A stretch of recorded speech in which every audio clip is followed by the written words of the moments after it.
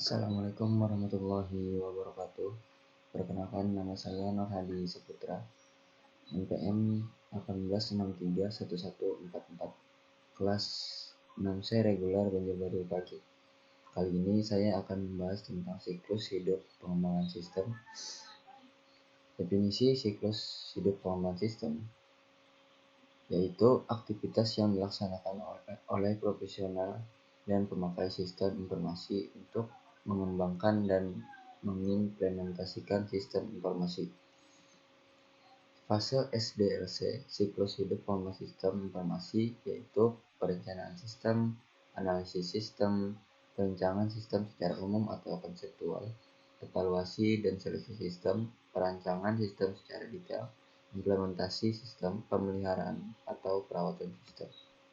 Gambar fase SDLC seperti gambar ini.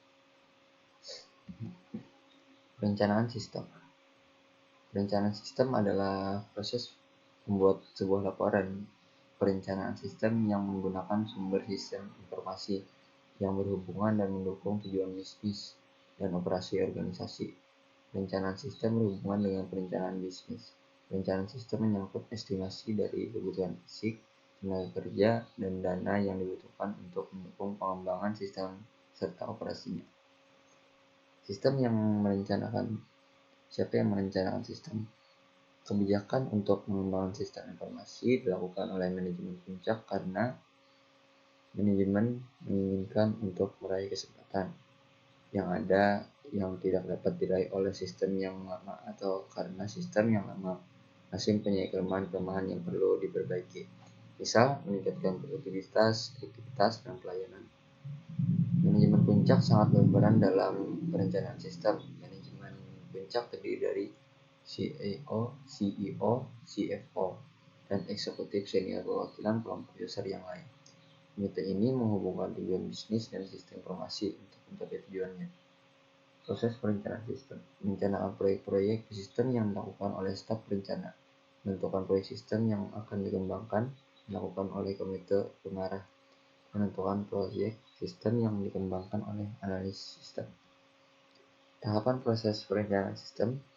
Tahapannya pertama mengkaji tujuan, perencanaan strategi dan taktik perusahaan, mengidentifikasi proyek sistem, menetapkan sasaran proyek sistem, menetapkan kendala proyek sistem, menentukan proyek sistem prioritas, membuat laporan perencanaan sistem, meminta persetujuan manajemen, menunjuk tim analis, mengumumkan proyek pengembangan sistem, melakukan studi kelayakan, menilai kelayakan proyek sistem, membuat usul proyek sistem, meminta persetujuan manajemen.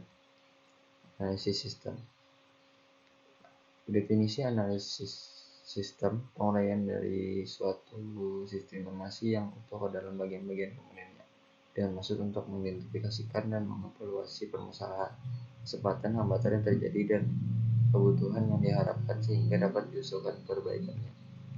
Analisis sistem. Tahapan analisis merupakan tahap yang paling kritis dan sangat penting karena kesalahan di tahapan ini akan menyebabkan kesalahan di tahap selanjutnya. Hasil dari analisis sistem adalah laporan yang dapat menggambarkan sistem yang telah dipelajari dan diketahui bentuk permasalahannya, serta rancangan sistem baru yang akan dibuat atau dikembangkan.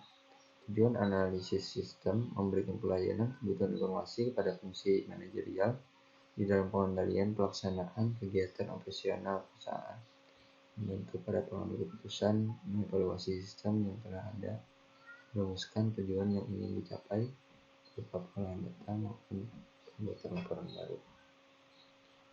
Resum suatu tahap rencana pengembangan sistem yang perlu diperhatikan oleh sistem analis. Pertama, mempelajari permasalahan yang ada secara terinci, menentukan pendekatan yang ada yang akan digunakan dalam memecahkan masalah, membuat suatu pertimbangan apakah perlu atau tidak menggunakan cara komputerisasi. Langkah-langkah. Yang pertama, mengidentifikasi masalah. Mengidentifikasi penyebab masalah. 2. Analisis sistem. Mengidentifikasi solusi dari masalah. 3. Analisis kebutuhan. Mengidentifikasi data apa dan proses apa yang dibutuhkan pada sistem baru. Menentukan kebutuhan fungsional dan non-fungsional dari sistem baru. Kebutuhan fungsional menunjukkan fasilitas apa yang dibutuhkan serta aktivitas apa yang terjadi dalam sistem baru. Kebutuhan fungsional untuk fungsi deskripsi kebutuhan, laporan baik hard copy maupun soft copy, updating dan query online, penyimpan data, pencarian kembali, dan transfer data.